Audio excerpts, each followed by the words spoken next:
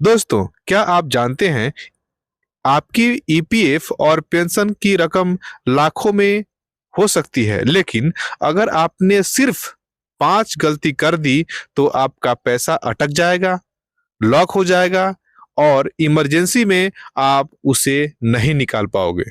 हाँ, आपने सही सुना। आपकी ही मेहनत की कमाई आपसे दूर हो जाएगी और ये गलतियां इतनी कॉमन है कि लाखों लोग रोज ये कर रहे हैं। मेरे पास बहुत सारे मजदूर और कर्मचारी आते हैं कि सर, मैंने एक छोटा सा गलती कर दिया है और मेरा पैसा नहीं निकल पा रहा है, बहुत परेशान हूँ। तो मैं बहुत कोशिश करता हूँ उनको हेल्प करने के लिए, और जो गलतियाँ मैं देखता हूँ उस गलतियों के बारे में वीडियो बनाकर यूट्यूब पर अपलोड करता हूँ ताकि लोग इसे देखें और वो इस गलतियों से बचें, ताकि उनका भी पैसा फंस ना जाए। बिना जाने कि इसका असर उनकी पेंशन और पीएफ अमाउंट पर कितना बड़ा पड़ेगा, वो कुछ ना कुछ अपने पीएफ में छेड़छाड़ या मिस्टेक कर ही देते हैं। तो चलिए जानते हैं वो 5 गलती जो अगर आपने ईपीएफ में कर दी है तो आपकी पूरी लाइफ में जितनी भी सेविंग्स आपने पीएफ में, पेंशन में किया है, वो फंस सकती है। और उसे, अगर आपने ऐसी गलती कर दी है तो उसका निदान क्या है, उसका सॉल्यूशन क्या है और उसे कैसे बचा जाए। सबसे पहली और सबसे कॉमन गलती जो मैं देखता हूँ मेरे पास जो आता है, वो है केवाईसी पूरा नहीं करना या गलत अपडेट करना।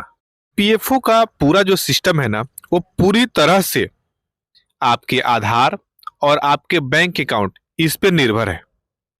अगर आपके आधार में और आपके बैंक अकाउंट में जो डेटा है, जो डिटेल्स है, वह अगर आपके ईपीएफ से मैच नहीं करेगा तो सबसे पहला आपका वहीं पे प्रॉब्लम क्रिएट हो जाएगा।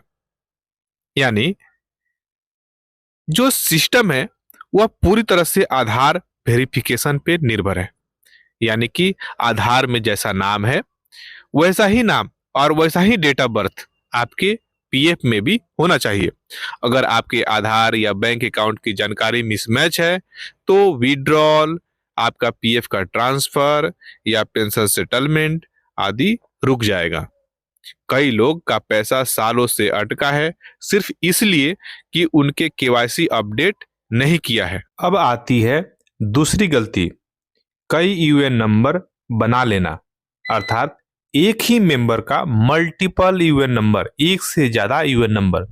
मेरे पास बहुत सारे मजदूर, बहुत सारे मेंबर्स आते हैं कि सर मेरा पुराने यूएन नंबर का पैसा निकलवा दीजिए। तो जब भी मैं उनका अप्लाई करता हूं तो उनका दो दो यूएन नंबर होने के कारण उनका पैसा जो है नहीं निकल पाता है। इसमें बहुत सारे दिक्कतें आता है। जब आप यूएन से लॉगिन करने जाएंगे तो बताएगा कि इसमें पहले से यूएन नंबर जनरेटेड है, और जब आप ट्रांसफर करने जाएंगे तो बताएगा कि पहले से उसमें आधार लिंक है। यानी कि एक ही मेंबर का जब दो यूएन नंबर जनरेट हो जाता है तो ना तो पैसा ट्रांसफर हो पाता है पुराने पीएफ का, पुराने यूएन का नए यूएन में, ना तो पैसा वो विड्रॉल कर पाते हैं। उसका मैनुअल प्रोसेस है।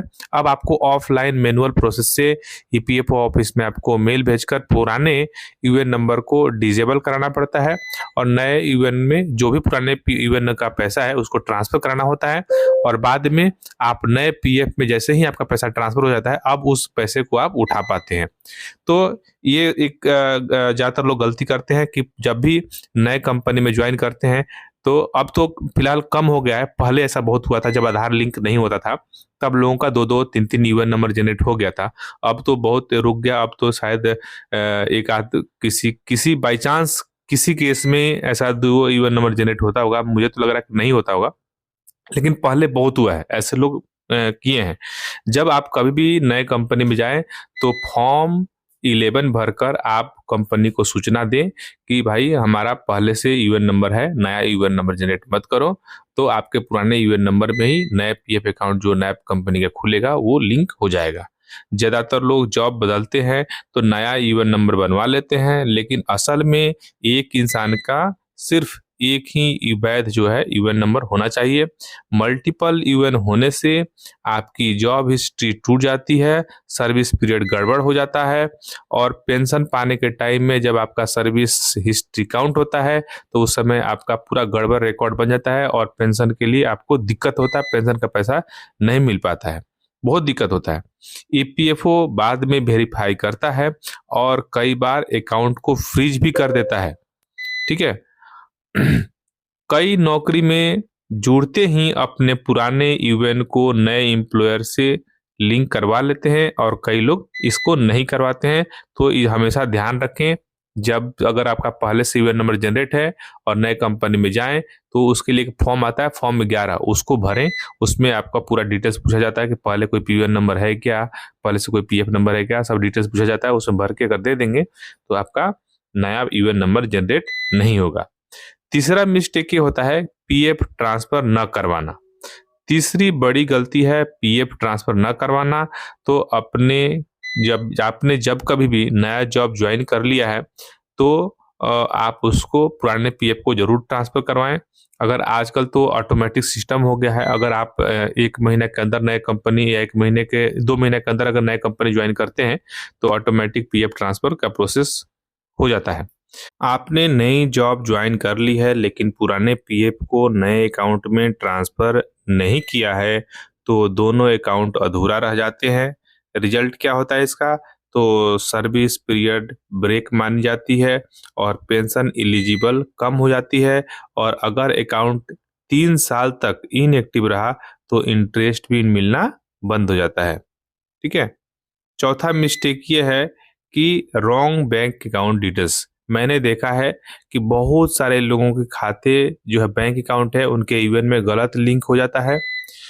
कई बार उनका जो आईएफएससी कोड है वो गलत लिंक हो जाता है। कई बार क्या होता है कि बैंक अकाउंट में अपना नाम बदलवा लेते हैं लोग और पीएफ में नाम चेंज नहीं करवाते हैं, तो नाम का मिसमैच हो जाता है।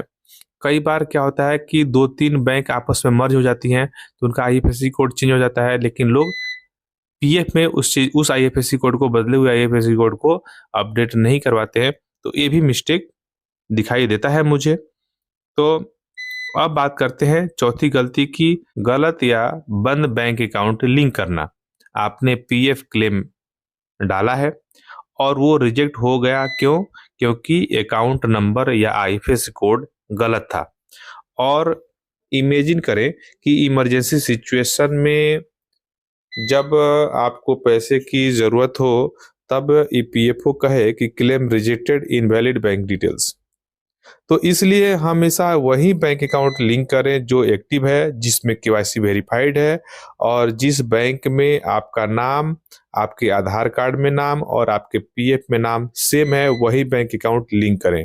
अगर ऐसा बैंक अकाउंट आपने लिंक पहले से किया है जिसमें नाम डिफरेंट है और पीएफ में नाम डिफरेंट है तो उस बैंक अकाउंट को हटाकर नया बैंक अकाउंट नंबर डालें या फिर नया बैंक अकाउंट नंबर खुलवा लें किसी बैंक में, किसी बैंक में खाता खुलवाकर फिर उस बैंक के खाते को आप दोबारा से लिंक करवाकर फिर आप पैसे विड्रॉल के लिए या जो भी आपको क्लेम करना है वो करने के लिए अप्लाई करें। पांचवा सबसे बड़ा मिस्टेक है कि बार बार पीएफ निकालना।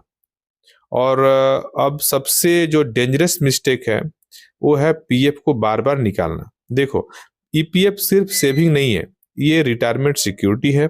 अगर हर बार नौकरी बदलने पर पीएफ निकालने लगेंगे तो पेंशन कम हो जाएगी और कंपाउंडिंग का फायदा आपको नहीं मिलेगा, खत्म हो जाएगा।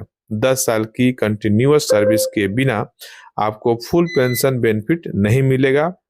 तो इसके लिए टिप्स ये है कि पीएफ निकालने की जगह पीएफ को ट्रांसफर करवाते रहें, पैसा बढ़ेगा और फ्यूचर सिक्योर्ड होगा। दोस्तों, ये 5 गलतियां छोटी लगती हैं लेकिन इनकी वजह से लाखों लोगों का पैसा सालों से फंसा हुआ है।